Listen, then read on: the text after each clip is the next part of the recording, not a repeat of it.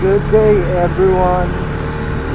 Bali, ano tayo ngayon? Punta tayo ng Bulacan.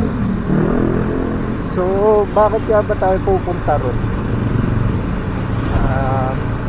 May kakausapin lang ako about sa bagay-bagay. Kaya tayo pupunta ron ngayong sa linggo.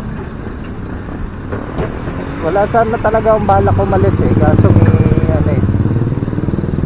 nalaman akong interesado ko kaya gusto ko pumunta.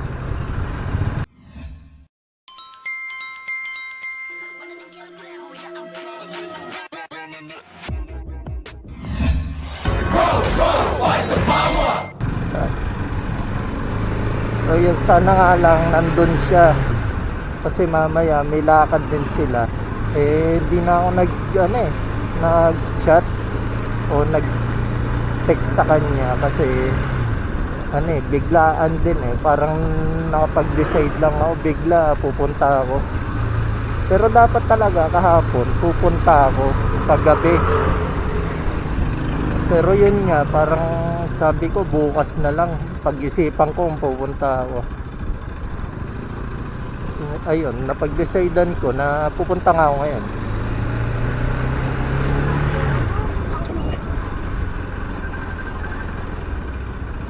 Ayun, may tumatawag sa akin, sagutin nyo lang. Ayun, tapos na yung tawag. Bali, nasa na nga ba tayo? Ayun, pupunta nga ako ng ng Bulacan ngayon. Bala ko talaga mag-stay lang ako dyan sa Commonwealth kasi bukas nga may pasok. Pero ayun nga, parang mas importante puntahan ko ngayon dun sa Bulacan para maplano na yung dapat planuhin. Ayun ako,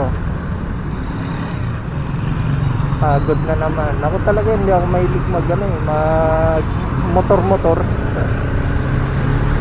para na-hassle nga ako pag nagmo-motor ako. Mas gusto ko talaga nagko-commute, pero kasi sobrang traffic dito sa Bulacan, grabe.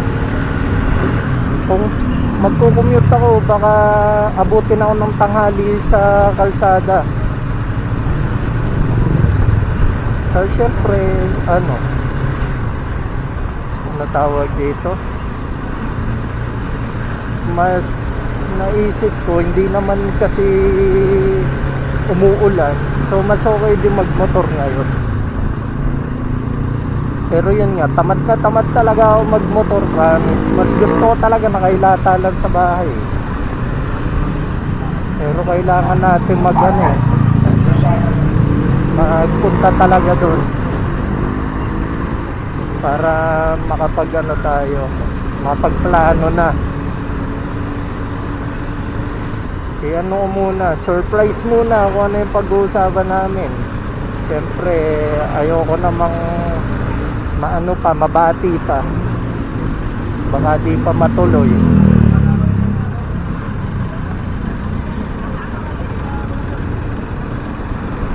Feeling ko naman nandun yung tropa ko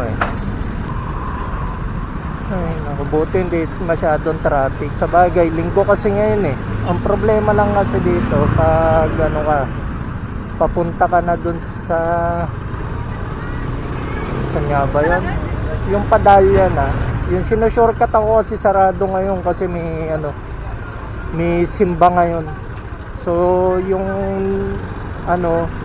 nililikuan ko doon nakasarado.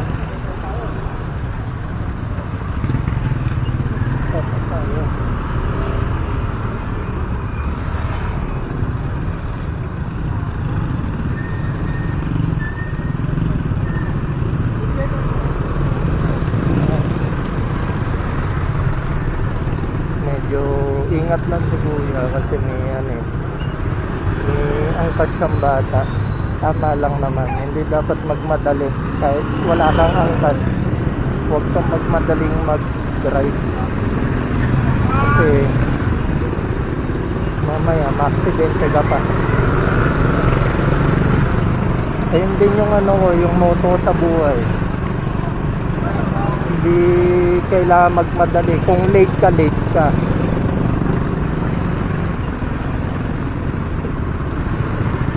Saka dadating ka rin naman sa pupuntahan mo kahit hindi ka magmadali. Mas malaking perwisyo pag na-aksidente ka. Baka hindi ka pa matutuloy sa pupuntahan. Ito, dalian na tong lugar na to.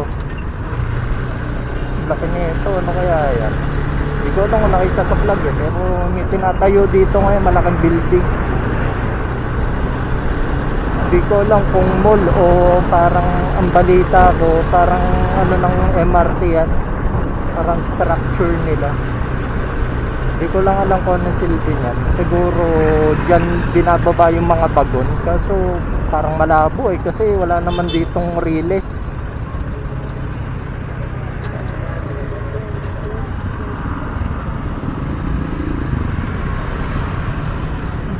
Sandali lang naman tayo sa Bulacan, hindi naman tayo magtatagal dun. Pag nagmamotor ako, yung mga ano talaga, mga crossing, saka yung mga U-turn, doon talaga ako kinakabahan eh, kasi malaki yung chance na ma-aksidente ka doon. Kaysa yung nagdadrive ka lang ng diretso. Kaya talagang ano eh, doble ingat ako pag lumiligo. Dito na, ayoko na doon, hindi na ako liligaw doon kasi malayo yun. Ito dire-diretso na to eh, diretso sa West Fairview.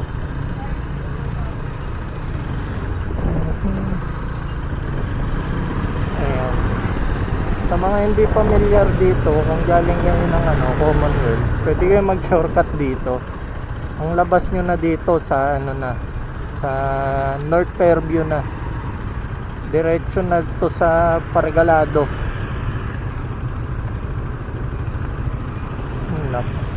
Ito lang, may traffic light lang talaga dito eh.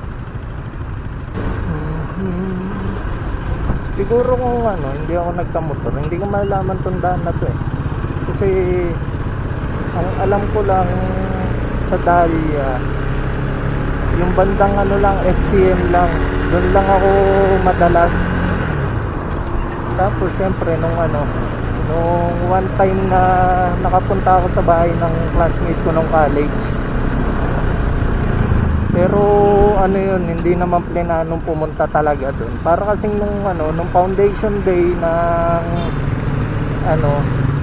STI, parang naghintay ako sa kanya sa McDo dito sa saan nga ba tong McDo to? Dito sa FCM banda. So yun, di naghintay ako. Nag-decide ako, doon na muna ako kumain ng almusal.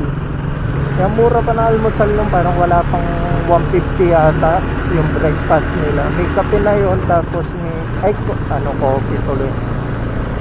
Hot choco, tapos may isang egg, langgonisa, saka kanin. Tapos sa lang ko may pancake din yata yun. Pero hindi ko na maalala kasi sobrang tagal na nun. College pa ako, so parang ilang taon na? 10 years? Parang ganun na siya katagal. O lagpas pa. I graduate ako ng college parang 2014. So almost ilang taon na rin. Parang 11 years siguro. Siguro mga 2012 ko na experience yun. So yun nga, nung nag-aabang ako, syempre nag-order na ako ng almusal, tapos ininom ko yung hot choco. Tapos pagdating ng classmate ko, okay yan, doon na nagsimula yung dilubyo. Talagang sumakit yung tiyan ko, talagang legit. Tapos sabi ko sa classmate ko, pre, malapit lang ba yung bahay nyo dito? Sabi niya, hindi naman, pero pag nag-tricycle tayo, mapupuntahan natin. Medyo malapit na malayo. Parang siguro sa dati, pag nag-tricycle ka simula doon sa FCM hanggang Manila, parang nasa 5 to 10 minutes din yung biyahe. So malapit lang rin talaga. Parang dito lang, ay lagpas lang dito yun. Basta yung parang pa Republic na rin.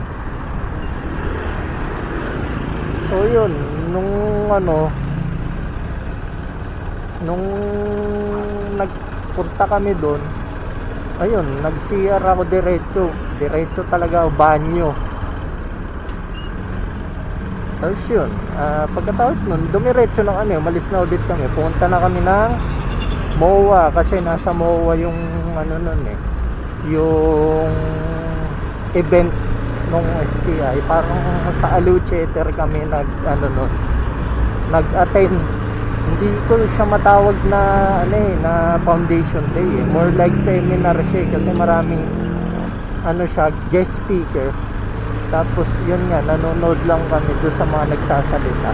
Pero masaya siya. Kasi yun yung mga times nung college ako, nabihira pa akong pumunta ng ano, ng MOA. Pero syempre, hindi naman MOA yung Aliw Theater eh. Pero dumiretso kami na MOA pagkatapos namin ng Aliw Theater. Kaya medyo okay din.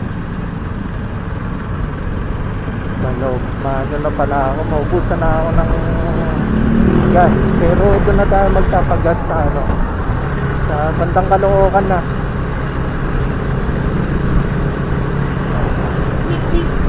Tapos yun, ayun yung first time ko talaga nakapunta dito sa ano, sa part ng Dahlia na dulo na.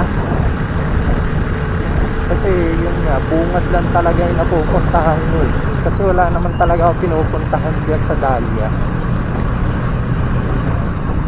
Ayun, nakwento ko lang kasi medyo ano eh, yun yung hindi ko makakalimutang ano eh, experience ko eh.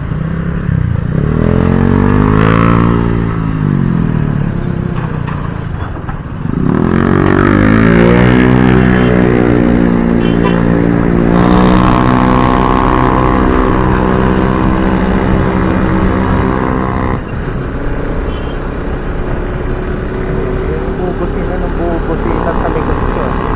Pero wala naman dito nang sinilip ko sa ano, yung mga side mirror.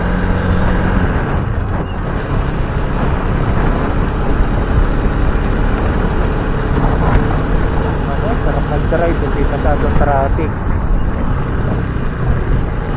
Sana hanggang Bulacan na to.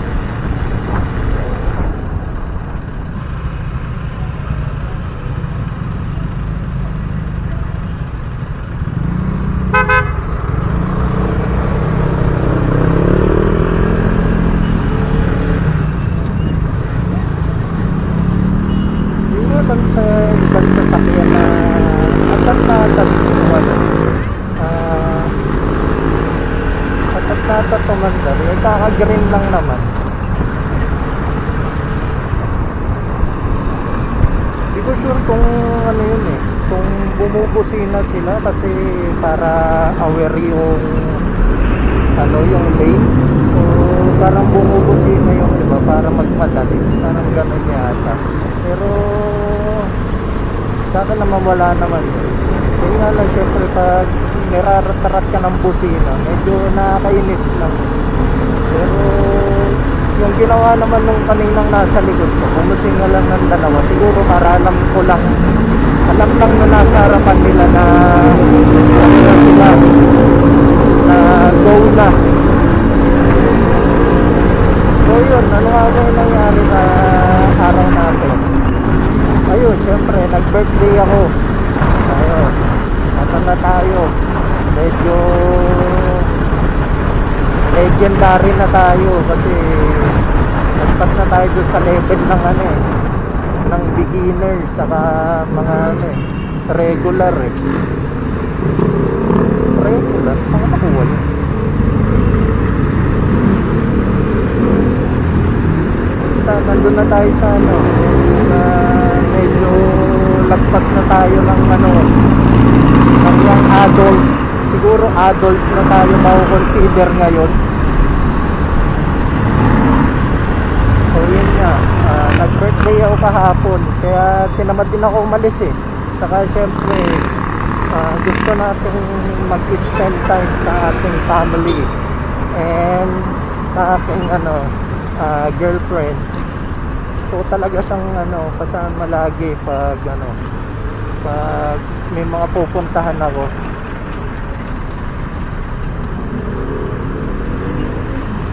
Parang ayun.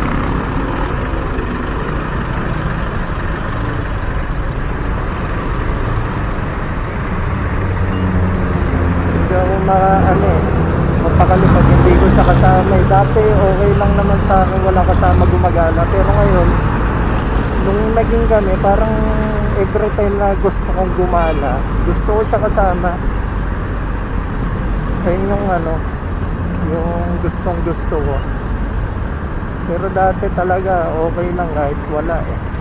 Kahit mag-isa lang ako pupunta sa mga mall, pupunta sa mga convention, basta kahit saan, basta pag may ginagawa ko, okay lang sa akin. Dati wala akong kasama kasi hindi naman talaga ako sanay na gumagala na may kasama. Pero ngayon kasi parang napansin ko simula nung nagka-girlfriend ako, parang ay, alam niyo yun, ang lungkot pag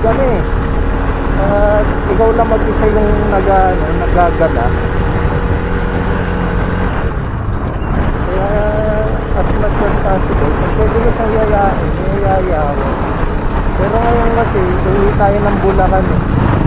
Saka magkasama kami kahapon, gusto ko naman makapagpahinga siya. Kasi kahapon tumulong pa siya doon sa pag-aano namin, pagpe-prepare. Kahit konti lang namin, niluto namin. Eh, syempre, pagod pa rin yun. Kaya ako muna. Saka baka hindi rin siya payagan kasi medyo malayo nga yung Bulacan eh.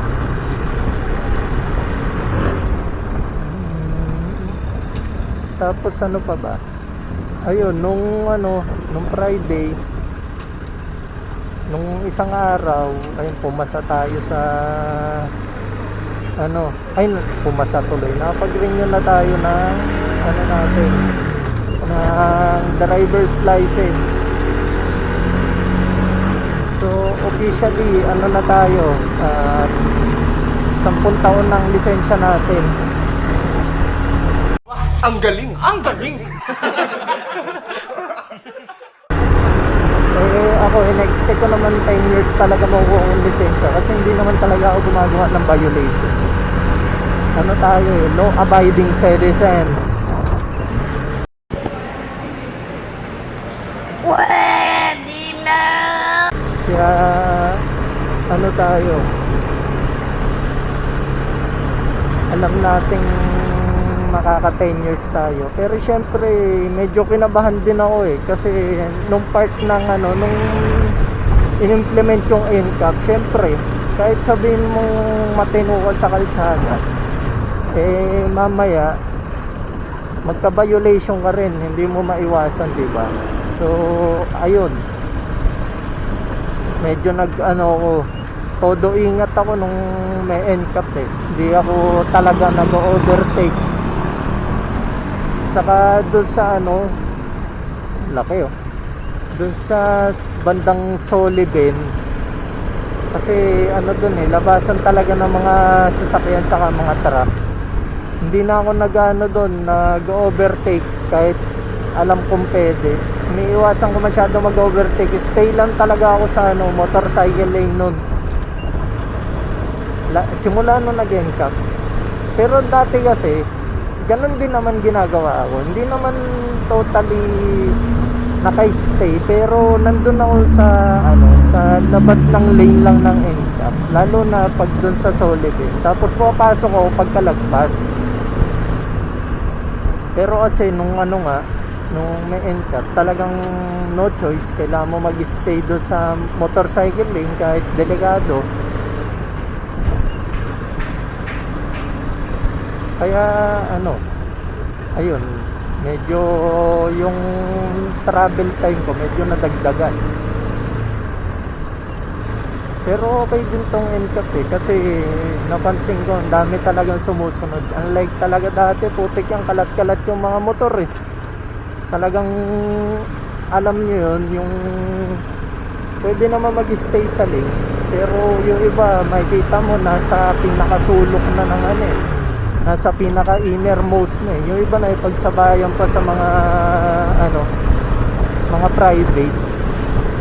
So kalat-kalat talaga, pero nung nag-NCAP kasi karamihan talaga nag-stay na lang. Parang ang nakikita ko na lang lumalabas sa MC Lane yung mga nag-ano, ano tawag dito, yung mga ano, mag U-turn yun na lang talaga. Tapos bihira na yung nag-overtake, di ba? Kaya masaya din nung may NCAP. Saka mas hindi naman siya totally accident, ano, parang accident free. Mas medyo accident prone nga siya kasi syempre ang ano ayaw minsan magbigay ng mga motor pati ng mga sasakyan. Kasi nga syempre katulad dito sa ano motorcycle lane yun, ayoko nang mag-overtake kasi mahirap na. Ayun nga, yan sa ano motorcycle lane, ayaw magpadaan ng ano nung ibang motor. Kasi nga katulad yan, pag nililiko pa kanan, syempre hindi na nila mapadaan kasi sila nagmamadali din yung ibang nakikita ko, pag alam na may liliko pa kanan na sasakyan, lalo pa nilang binibilisan kaysa mag-stop sila para padaanin yung sasakyan. Maraming ganon, talagang ayaw magbigay. Siguro naiisip nila since isa na nga lang yung lane nila, parang hindi na nila magbigay, parang hindi na nila kailangan.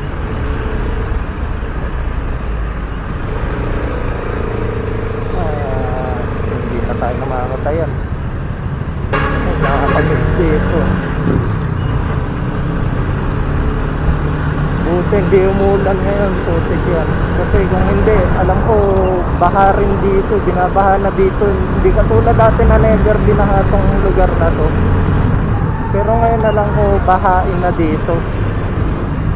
Ano to may ano yung mga MRT dito may parang pole.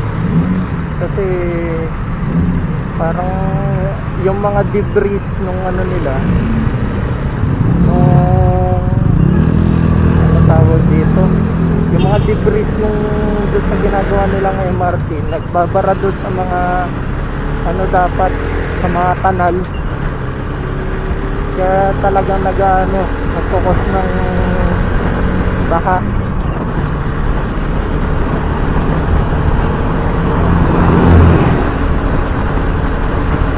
Tapos syempre hindi naka-at-fault talaga dito yung mga flood control project na hindi na nagawa, mga ghost project yung karamihan. Ayun yung nakakabuisit nagbabayad ka ng tax, lahat ng ginagalaw mo may tax, tapos putik yan, kukurakutin lang ng mga contractor.